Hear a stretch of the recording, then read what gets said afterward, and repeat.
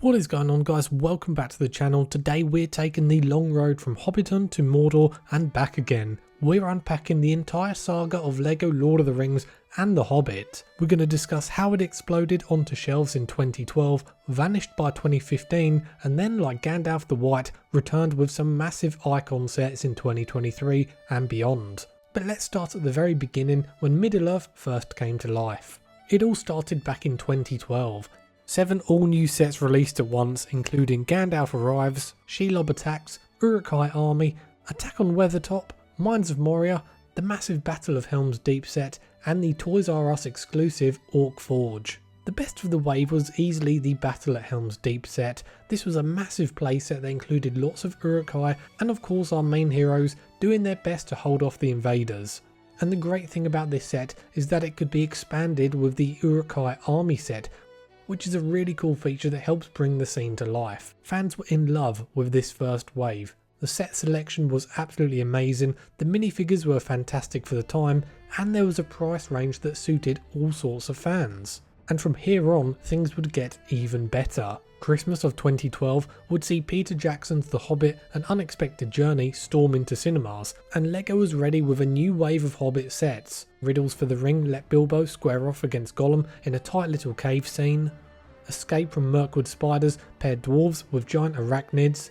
Attack of the Wargs gave us King Thorin facing off against orcs and wargs. Barrel Escape packed roll-and-play features, and Bag End itself appeared for the first time in an Unexpected Gathering set. And then we had the epic Goblin King battle, which rounded out the wave. Now this wave gave fans lots of choice, from playsets with awesome big figs to a cozy mid-range set like the Unexpected Gathering. And again, like the previous wave, the figures were really solid. So 2012 ended with a bang. However, LEGO Lord of the Rings was about to have its best year ever, and that moves us on to 2013. Summer of 2013 delivered a direct-to-consumer showstopper, the 2,359-piece Tower of Orthanc. It came with Saruman, Wormtongue, an eagle, and even a brick-built Ent for good measure. Lord of the Rings fans cheered for this set, despite the £170 price tag.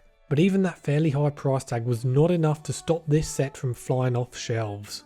And those that couldn't afford the Tower of Orthanc, well, they were treated to 4 smaller sets that followed, those being the Wizard Battle, Council of Elrond, Battle at the Black Gate, and the Pirate Ship Ambush. Each of these LEGO sets included exclusive minifigures such as the Mouth of Sauron, Gandalf the White, Elrond, and the King of the Dead. And each and every one of these sets was an absolute 9 out of 10 at the very least. They were all fantastic in their own right. This wave of LEGO sets, like the previous, had everything from a cheap starter set like the Wizard Battle, some lovely mid-range sets like the Council of Elrond and Battle at the Black Gate, and then you had a Grail set for Tolkien fans, the imposing Tower of Orthanc. LEGO had now nailed 3 waves in a row, but some worrying cracks in the hull were starting to show. Sales data had started to show a slowdown in purchases. And now we move into the latter half of 2013, and in December a new wave of sets were released to be synced with the Desolation of Smaug movie. This wave would introduce Dol Guldur Ambush, Mirkwood Elf Army, Lake Town Chase, and Dol Guldur Battle. The LEGO sets almost had a bit of a depressing feel to them. In fact, the film's darker tone may have had an impact on children buying these sets, as noticeably shelves stayed stocked longer, and the first rumours of overproduction began swirling among retailers. In autumn 2014, LEGO fired its final volley in collaboration with The Hobbit: Battle of the Five Armies movie, which would release in a few months' time. We got sets like the Witch King Battle, Attack on Lake Town, the Battle of the Five Armies, and the big one, the Lonely Mountain, complete with a huge Smaug figure. Fans adored these LEGO sets, but by the time the movie was released, stores were drowning in unsold stock and slashing prices left, right and centre just to get sets off the shelves.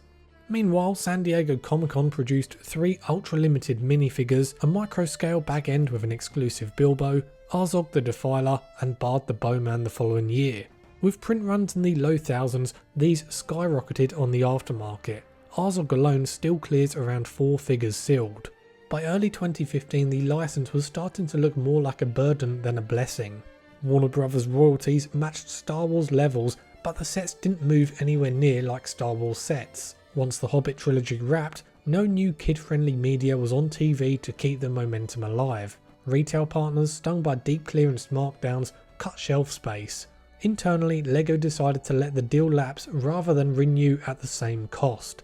And just like that, Middle-earth retired to Valinor.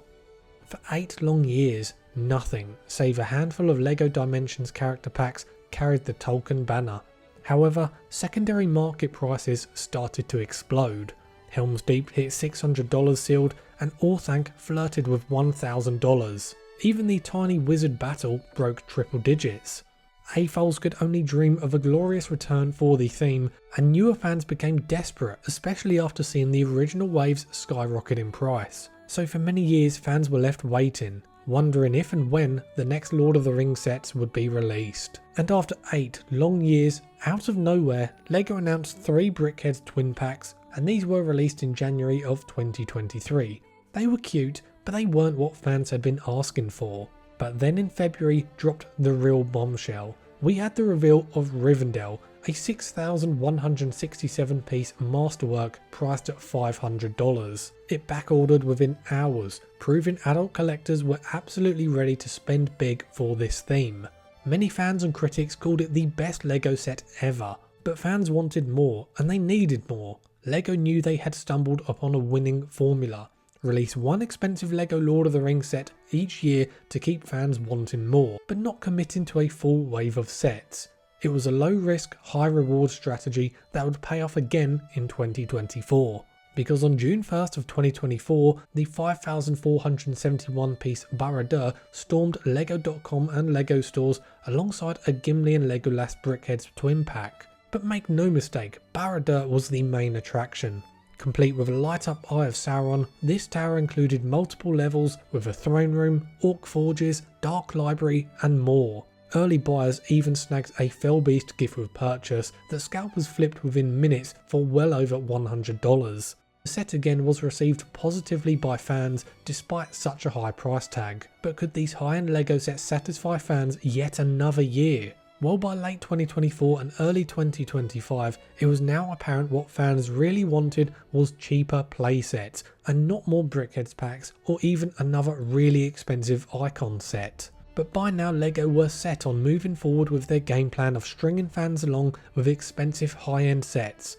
And in April LEGO delivered The Shire, a 2017 piece icon set. But despite being far cheaper than Rivendell and Barad-dûr, the value was simply not there. The build was lackluster in comparison, and the side build seemed like filler just to boost the price and piece count. But for the money LEGO were asking, many die-hard Lord of the Rings fans opted out of this one, despite the enticement of a Smeagol and Deagle gift with purchase. 2 months later though, LEGO debuted a brand new display format, the 1,201 piece Balrog Book Nook, and this was halfway to becoming a cheap set. The set was a novel idea though, as you could have it displayed with all your books, but it simply didn't fly off shelves like Rivendell or Barad-dûr or even The Shire. And that brings us up to date. So that begs the question, what does the future hold for this theme? Well, thanks to a few sources, there are rumours swirling that we will see more LEGO Lord of the Rings sets in 2026. However, it has been stated that we will only see between 2 and 3 sets released. So that likely means we will get another large icon set early next year, as well as another Book Nook, and maybe even another Brickheadz twin pack. As for what LEGO icon set we could see, I think the clear and obvious option has to be Minas Tirith. It's a location we have never seen in LEGO, and I think it could look glorious. However, it would be a very expensive item. I'm talking $500 minimum. But I'm sure with the right approach and a great minifigure selection, fans would still come out in droves for this set. At the moment, the future is looking pretty grim for the Lord of the Rings theme, at least for the next year or so. Our only hope of getting smaller playscale sets really lies with the Hunt for Gollum movie, which is scheduled for a 2027 release. But the theme is, and always will be, one of the best LEGO themes ever produced. So for me and many others, this theme will always have a special place in our heart. But anyway guys, that does it for this video. If you've enjoyed this video, be sure to subscribe to the channel for more LEGO content. Thank you so much for watching this video, have a great day, and I'll see you on the next one.